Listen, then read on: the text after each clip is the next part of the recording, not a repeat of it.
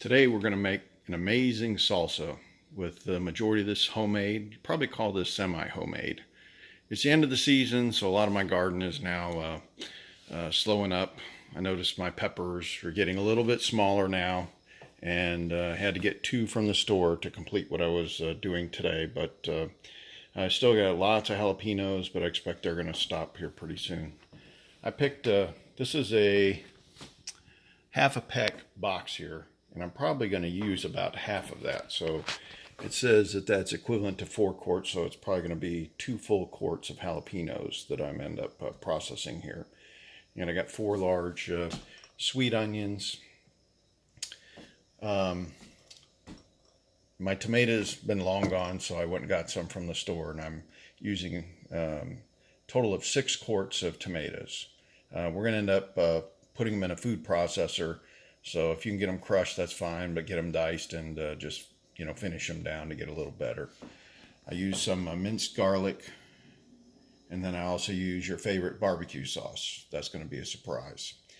Now, when you look at this, we're going to be using a pot over here that's about 9 quarts.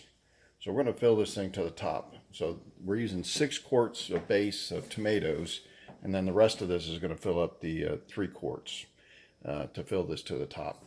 But last time around, I kind of do things just by taste, but you can see I used that much barbecue sauce, and then I used that much minced garlic, and then these were the rest of the ingredients.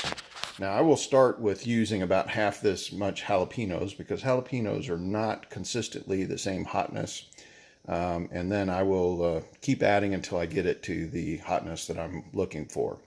But more than likely it's going to be about this much, because I'm going to do something a little hotter this time than I normally do. But I also have some jalapenos in reserve if I need to add them in there. So anyways, the majority of this stuff was just picked this morning right out of my garden. And it's time to kind of start cleaning out the garden, because it's going to be, well, it was, I think it was 39 this morning. So the garden's not going to survive that much longer anyways. So anyways, let me start processing, cutting all this up and getting it ready, and I'll show you what the final result looks like.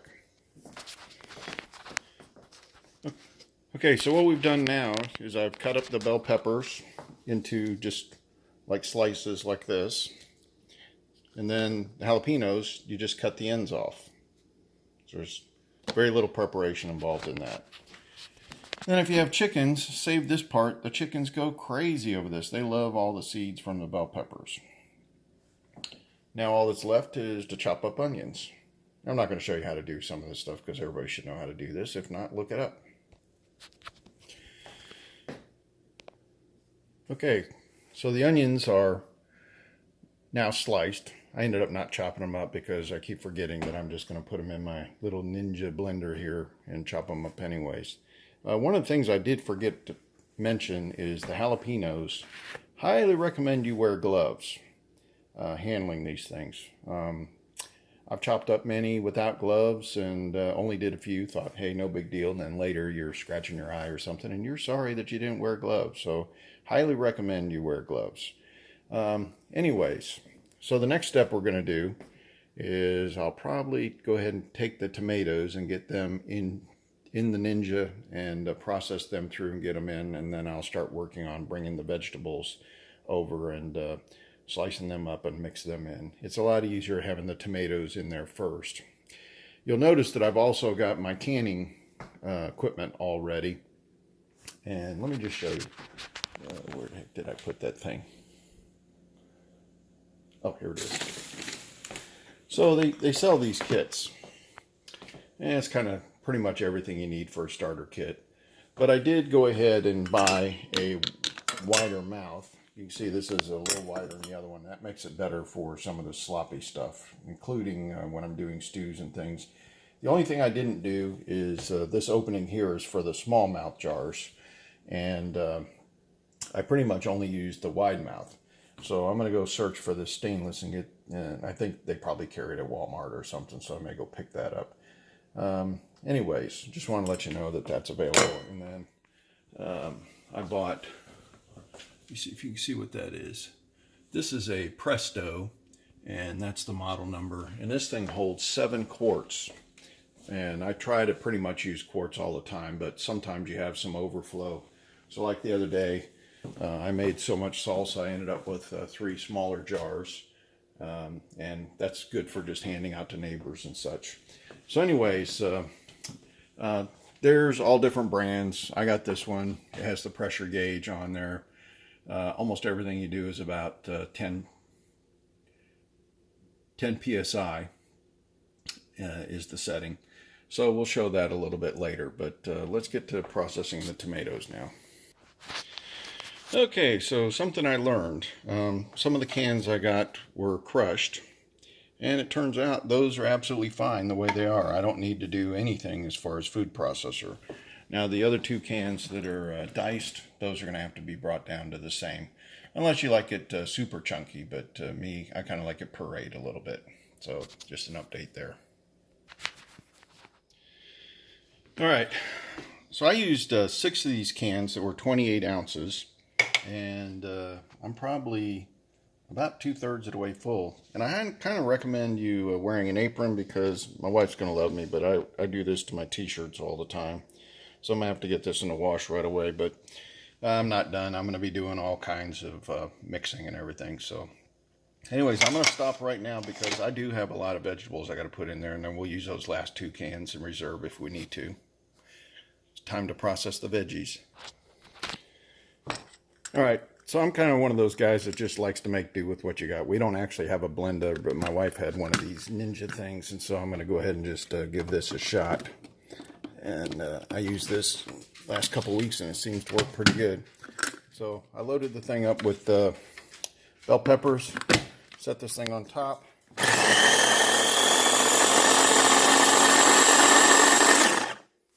You can see how well that works. And this almost looks like guacamole to me, but anyways, I just got to do this about a dozen more times between the jalapenos and bell peppers. Okay, so now I've processed all of the onions, and I've processed the bell peppers, and you can see this thing's starting to get pretty doggone full. I still got to do the jalapenos, I still got to do a little bit of garlic, and so this is the point where I'll probably do about half of these jalapenos, and I'll add my garlic and barbecue sauce, and then I'll give it a taste to see where we're at. But I suspect the way the jalapenos have been coming out, I'll probably use all of these. Like I said, I'm going to make a little hotter batch than I normally do.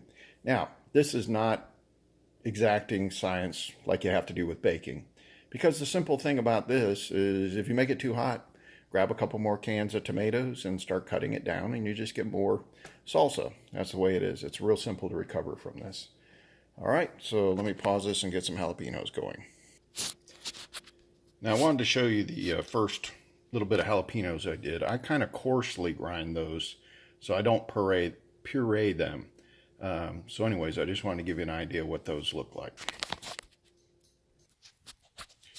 All right, so we got the jalapenos all chopped up, and you can see I'm reaching the top of this thing. So this is going to be interesting as I put these in here, get it all mixed up. I'm probably going to be expanding into a second pot here, overflow, and that's okay. I'll just make more salsa. That's the way it works. Anyways, one of the things that I forgot to do when I was handling all these jalapenos is put my gloves back on. So I bet you I will be sorry later. Okay, here we are. We're basically nearing the finished product. Now, I did want to show you that I used, this is not a normal tablespoon. This is like one of the serving spoons that come in my wife's set. And so I used 2 heaping ones of these, so that each one of these are probably equal to 2 tablespoons. So I probably had 4 tablespoons of garlic that I stuck in there. Sorry about the finger in the way. And then I used, I don't know if you can see through this, but I used about another quarter of a bottle of barbecue sauce in there. So now, let me take a taste of this and see if I made this, how spicy anyways it is.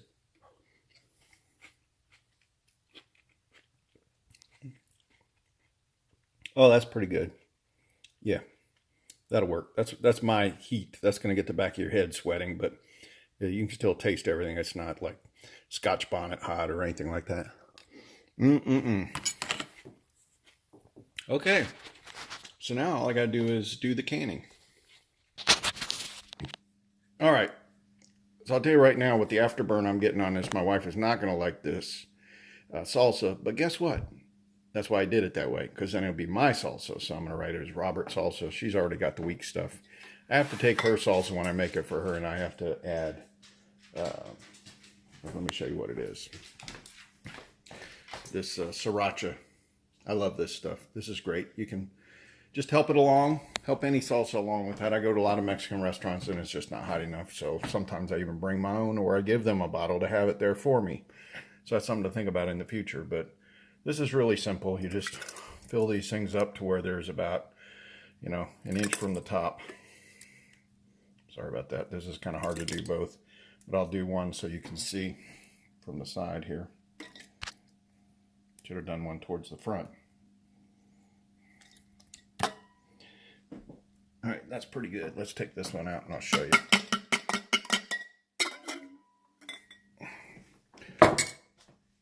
All right, that's actually a little bit fuller than I would like, but I might just take a little bit out of that. But that gives you the idea. So let me go ahead and do the rest of the bottles now. Okay, another thing I forgot to mention is I always take, just to decorate a little bit, some of the smaller jalapenos that came off the vine.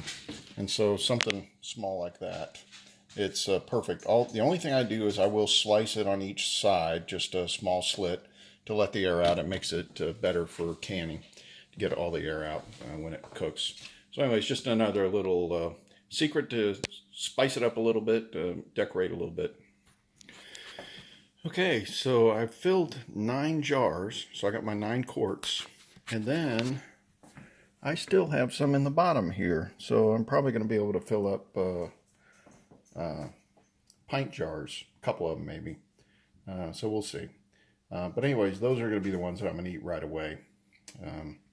But I will tell you, this is pretty strong what I did, and normal humans probably should only use about half the amount of jalapenos I used, but this is going to be good. And like I said, you can't really mess this up. If you need to, just add some more cans of tomatoes in there and bring it down to the level you like. But this is amazingly hot, just the way I like it. So this is a low budget operation. I don't have a cameraman or camerawoman to help me today, but here's 7 of these quart containers inside my pressure cooker, and it's actually a pressure canner. And I also added 4 quarts of water to go around. So now I'm going to put on the lid. Bear with me for a second. So here's the lid.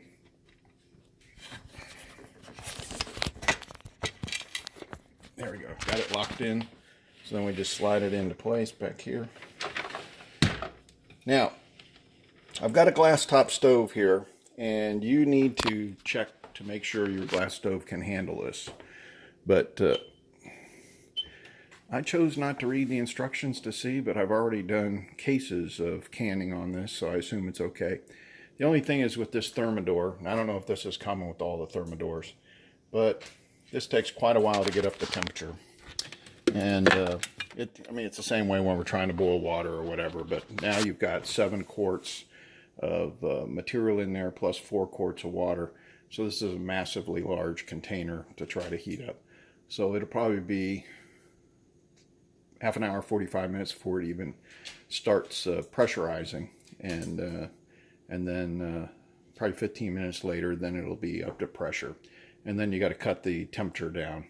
I usually cut it down about 4, I think, and then leave it on there about 10 minutes. And after it reaches 10 minutes, you turn off the stove, pull it off the heat, bring it over to the side, let the pressure come down naturally. That'll take about 15-20 minutes, and then you just open it up, take your material out, and let it sit. It'll probably take probably 8-9 hours for it to cool down. But that's about it. That's the recipe. I hope you enjoy it. This is some of the best salsa I've ever had, if I do say so myself. You might want to smack your mama. You'll think it's so good. Talk to you later. Bye.